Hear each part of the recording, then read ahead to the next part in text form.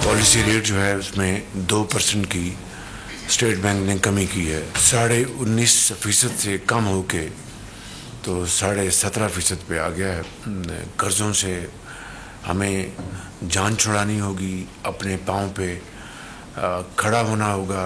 IMF की जो अलग अलग जब ये प्रोग्राम हो जाए तो उसके बाद फिर हम अपनी जो शरह नमू जो है, हमारी जो ग्रोथ है, उसमें इजाफे के लिए फिर इंशाअल्लाह हम इक़दामात उठाएंगे।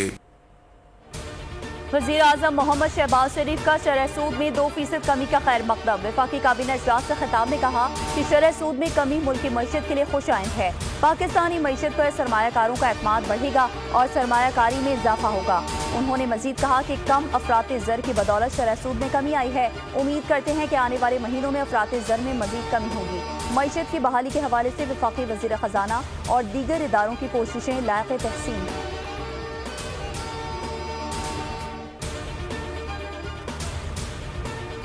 तो अप्रिशिएट करूंगा, शहरियार चुस्ती ने बड़ा जबरदस्त काम किया है और इनको अप्रिशिएट भी करना चाहिए और ये पावर सेक्टर को समझते भी हैं और गवर्नमेंट को इनसे मशवरे भी लेने चाहिए। मैं समझता हूँ इसी तरह बाकी लोग भी आगे आए और जाहिर बात है कि फॉर द टाइम बिंग हम मुश्किलात में हैं। इस मुश्किल टाइम में वो गवर्नमेंट को सपोर्ट करें। गवर्नमेंट की फिर जिम्मेदारी बनती है कि आगे आप लोगों को सपोर्ट करें। तो मैं समझता हूँ ये मुश्किल टाइम सब हम लोगों ने मिलजुल के निकालना है।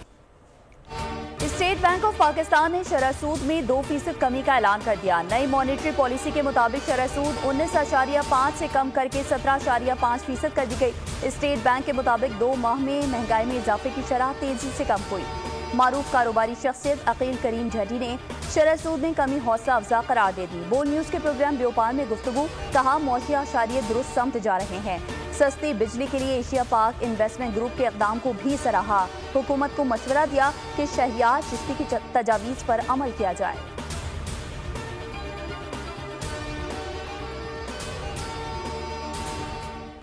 अमल भी गलत है, अगर सिविल ब्यूरोक्रेसी के अंदर है तब भी गलत है। ये तो कल पार्लियामेंट भी मुतालबा कर सकता है कि 5 साल के बाद हमें भी 5 साल की एक्सटेंशन दी जाए। एक्सटेंशन हर इदारे में गलत है, अगर हक है तो पार्लियामेंट को भी दिया जाए। ये रिवायात ठीक नहीं, हम अपोजिशन है और गलत रिवायत की बुनियाद नहीं डालेंगे। सरबरा JUIFA मौलाना फजल रहमान का कौमी असम्बली इजलास में इजहार ख्याल, कहा अरकान पार्लियामेंट के साथ पेश आए वाक़े की मज़म्मत करता हूँ। साथियों के प्रोडक्शन ऑर्डर्स जारी करने पर स्पीकर को खिराज तहसीन पेश करते हैं, मगर हक तो ये था कि उस वाक़े के बाद ऐवान को 3 दिन के लिए बंद कर दिया जाता।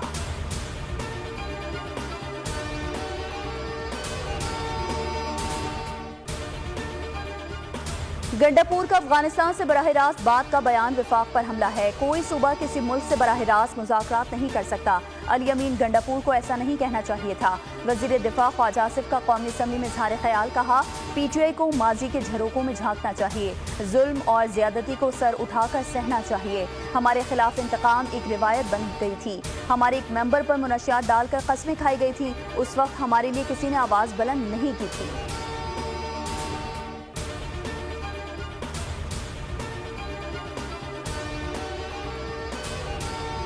बहैसियत सूबा अफगानिस्तान से बात करूंगा, वफ्द भेजूंगा। मेरे लोगों का खून बह रहा है, मैं कब तक बर्दाश्त करूंगा। अपनी पॉलिसी अपने घर में रखो। वज़ीर आला खैबर पख्तूनख्वा अली अमीन गंडापुर ने अफगानिस्तान से खुद मुज़ाकरात करने का ऐलान कर दिया। कहा ना चापलूस हूँ और ना गुलाम, हम भी सॉफ्टवेयर अपडेट कर सकते हैं।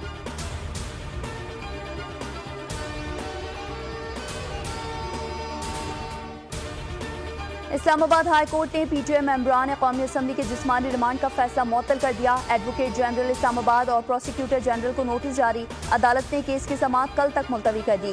PTI के गिरफ्तार 10 अरकान प्रोडक्शन ऑर्डर्स पर कौमी असम्बली इजलास में शरीक हुए। वकास अकरम शेख, जैन कुरैशी, मलिक अवेस और मलिक आमिर डोगर, अहमद चट्ठा, जुबैर खान, वजीर शाह, नसीम शाह, शेर अफजल मरवत भी ऐवान में मौजूद थे।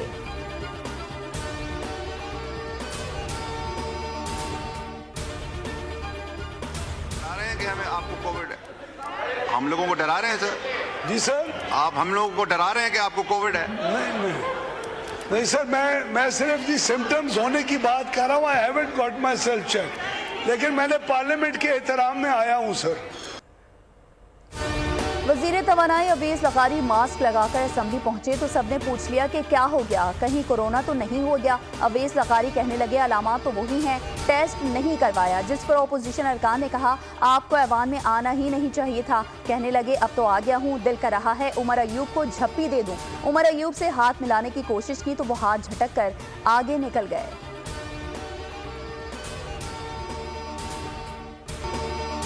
बानी पीटीआई का मिलिट्री ट्रायल होगा या नहीं, इस्लामाबाद हाई कोर्ट ने 16 सितंबर तक वफाकी हुकूमत से वजाहत तलब कर ली। हुकूमत वाज़ेह जवाब दे, मामला ज़ेर गौर ना हुआ तो दरख्वास्त गैर मौसर हो जाएगी। जस्टिस गुल हसन औरंगजेब ने रिमार्क्स दिए कि बानी पीटीआई एक सिविलियन है, सिविलियन का मिलिट्री ट्रायल दरख्वास्त गुजार और अदालत के लिए बाइस फिक्र है। जस्टिस मियां गुल हसन ने कहा आज हम कह दें कि अभी कुछ नहीं, कल आप मिलिट्री ट्रायल का ऑर्डर ले आएं तो फिर क्या होगा। वफाकी हुकूमत से हिदायत लेकर पीर को अदालत को वाज़ेह आगाह करें।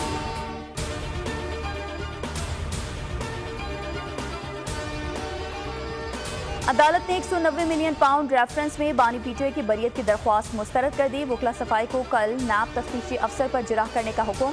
बुशरा बीबी की दरख्वास्त जमानत पर फैसला पहले ही मरकजी रेफरेंस के साथ मुंसलिक है। रेफरेंस की समाअत एहतिसाब अदालत के जज नासिर जावेद राना ने अडियाला जेल में की।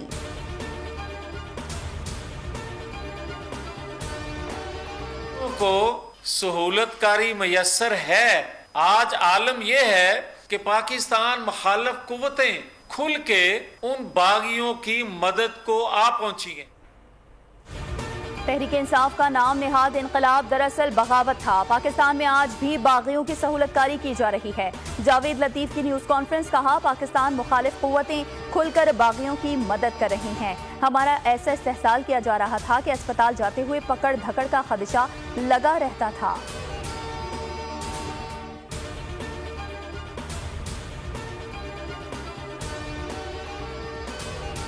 सिंध हाई कोर्ट में एक्स की बंदिश के खिलाफ दरख्वास्तों की समाअत। पीटीए ने एक्स की बंदिश से मुतालिक नोटिफिकेशन वापस लेने की तस्दीक कर दी। अदालत ने इस्तफसार किया कि अगर लेटर वापस ले लिया गया तो क्या एक्स बहाल हो गया। दरख्वास्त गुजार के वकील ने बताया कि ट्विटर तक रसाई ताहाल मुमकिन नहीं हो सकी। दरख्वास्त गुजार के वकील ने मौक़िफ़ दिया ताहाल एक्स पर पाबंदी हटाई नहीं गई। बगैर किसी वजह से किसी भी सोशल मीडिया साइट को बंद नहीं किया जा सकता।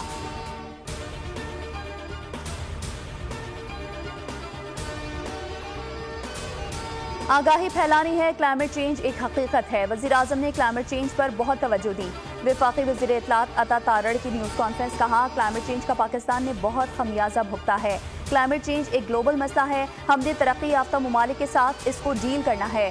शजरकारी मुहिम में हर फर्द को हिस्सा लेना चाहिए।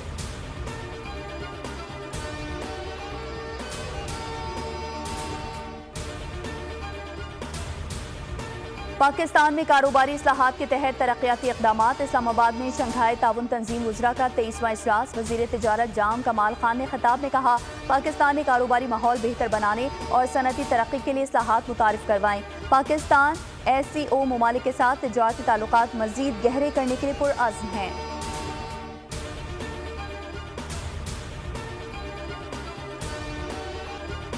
पाकिस्तान की ब्लू इकनॉमी मुल्क की तरक्की के लिए आलमी सतह पर अहम किरदार अदा कर सकती है। ब्लू इकनॉमी के फ़रोग़ के लिए इक़दामात ज़रूरी हैं। मईशत की बहाली के लिए कोशिशें जारी हैं। नायब वज़ीर आज़म इसहाक़ डार का इस्लामाबाद में बैनुल-अक़वामी मैरी टाइम कॉन्फ्रेंस से खिताब। कहा मैरी टाइम अफेयर्स से मुतालिक सबके मफाद मुश्तरका हैं। हुकूमत माहीगीरी के शोबे को जदीद तकाज़ों से हम आहंग करने के लिए इक़दामात कर रही है।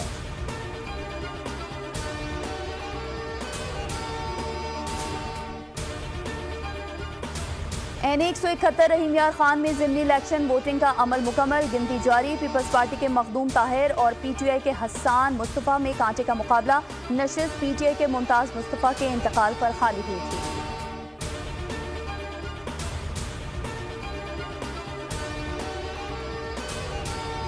वज़ीर आला पंजाब मरीम नवाज शरीफ का पोलियो टीम पर तशद्दुद की खबर का नोटिस। दातागंज बख्श टाउन की UC 69 में पोलियो टीम पर तशद्दुद की रिपोर्ट तलब कर ली। कहा पोलियो वर्कर्स बच्चों को माजूरी से बचाने का कौमी फरीजा अंजाम दे रहे हैं। इंसदाद पोलियो वैक्सीनेशन मुहिम में रुकावट हरगिज बर्दाश्त नहीं की जाएगी।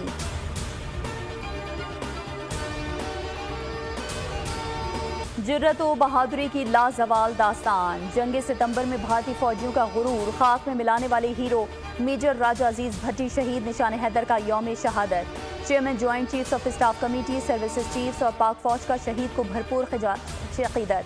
शहीद के मज़ार पर तकरीब पाक फौज की जानिब से फूल रखे गए। चाकू चौबंद दस्ते ने सलामी पेश की।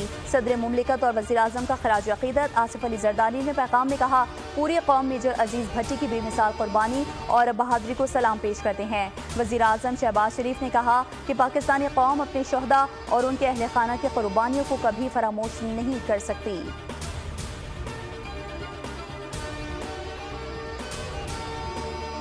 आवाम के लिए खुशखबरी, पेट्रोलियम मसनूआत की कीमतों में बड़ी कमी का इम्कान। 16 सितंबर से पेट्रोल में 11 रुपये 70 पैसे फी लीटर कमी मुतवक्के। हाई स्पीड डीजल 11 रुपये 91 पैसे फी लीटर तक सस्ता हो सकता है। आइंदा 15 रोज के लिए पेट्रोलियम कीमतों का तयन 15 सितंबर को होगा।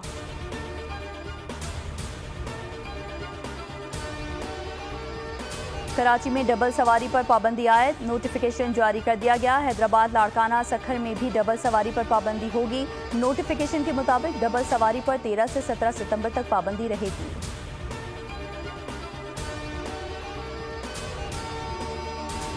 बिल्डिंग वालों ने, लेकिन वो 15 दिन बंद हुआ, उसके बाद फिर उसने खोल लिया। फिर वो उसको फिर कंप्लेन करवाई हम लोगों ने कि भाई ये आप बंद करेंगे, किसी वक्त भी ये चलता फिरता बम है। लेकिन वो लोग बहुत सोर्स थी।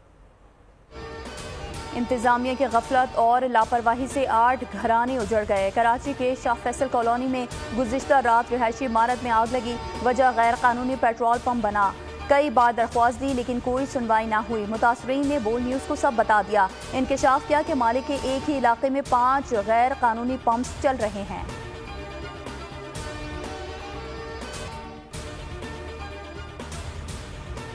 रबीउल अव्वल उम्मत मुस्लिमा के लिए इंतहाई मुक़द्दस महीना है। 11 रबीउल अव्वल को आम तातील की जाए ताकि लोगों को जश्न ईद मिलादुन नबी सल्लल्लाहु अलैहि वसल्लम के प्रोग्राम्स करने का मौका मिल सके। गवर्नर सिंध कामरान खान टिसोरी ने वज़ीर आज़म, वज़ीर आला सिंध और चेयरमैन पैमरा को ख़त लिख दिया। कहा, टीवी चैनल्स और केबल ऑपरेटर्स को रबीउल अव्वल के एहतराम के ज़मन में हिदायत जारी करें।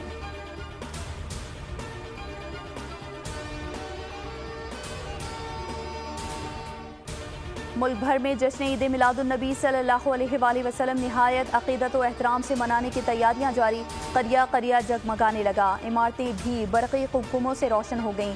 मसाजिद में खुसूसी दुरूद व सलाम की महफिलें जारी। रैलियों का भी एहतमाम।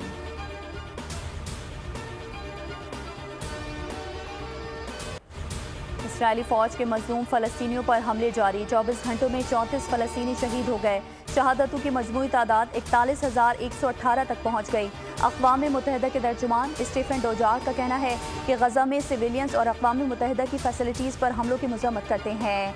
अमले और इमदादी कारकुनान की हलाकत पर कोई एहतसाब ना होना नाकाबिल कबूल है। दूसरी जानिब इसराइल ने दावा किया है कि अक़वाम मुत्तहिदा के स्कूल में हमास के जंगजुओं को निशाना बनाया गया। ताहम हमास ने इसराइली दावों को मुस्तरद करते हुए वाज़ेह किया कि हमास अक़वाम मुत्तहिदा के स्कूल को किसी भी मकसद के लिए इस्तेमाल नहीं करती। 9 साल का सबसे ताकतवर समुद्री तूफान यागी ने वियतनाम में तबाही मचा दी। 179 अफराद जान की बाजी हार गए। ज़्यादातर हलाकतें मिट्टी के तोदे गिरने और सैलाब से हुई। शुमाली वियतनाम में तूफान के बाद तकरीबन 15 लाख अफराद बिजली से महरूम हैं। समुद्री तूफान यागी से चीन और फिलिपाइन में 24 अफराद हलाक हुए थे।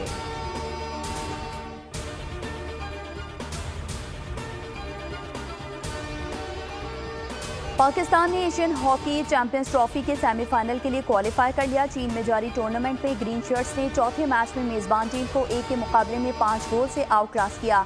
पाकिस्तान की जानिब से हन्नान शाहिद और नदीम अहमद ने 2-2 जबकि अब्दुल रहमान ने 1 गोल स्कोर किया। ग्रीन शर्ट्स 5वां और आखिरी लीग मैच हफ्ते को रिवायती हरीफ भारत के खिलाफ खेलेगी।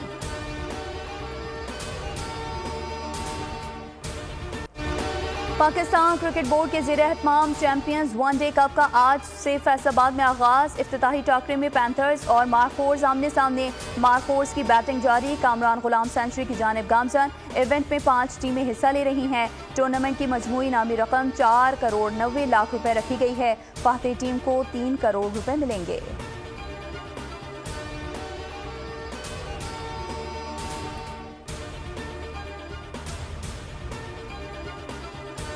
चैंपियंस ट्रॉफी 2025 पाकिस्तान में होगी। इंटरनेशनल क्रिकेट काउंसिल की तस्दीक। आईसीसी चीफ एग्जीक्यूटिव जेफ अल्रोरिस का कहना है कि इवेंट को कहीं और मुंतकिल करने का कोई प्लान नहीं। दुबई में मीडिया से गुफ्तगू में कहा, किसी भी बड़े इवेंट से कबल आईसीसी के सिक्योरिटी और दीगर वफूद वक्तन फवक्तन मेजबान मुल्क का दौरा करते हैं। दुबई में विमेंस T20 वर्ल्ड कप के जलवे। दुनिया की बुलंद तरीन इमारत बुर्ज खलीफा पाकिस्तानी परचम में रंग गई। पाकिस्तानी परचम के सब्ज रंग देखते ही शायकीन ने पाकिस्तान जिंदाबाद के नारे लगाए।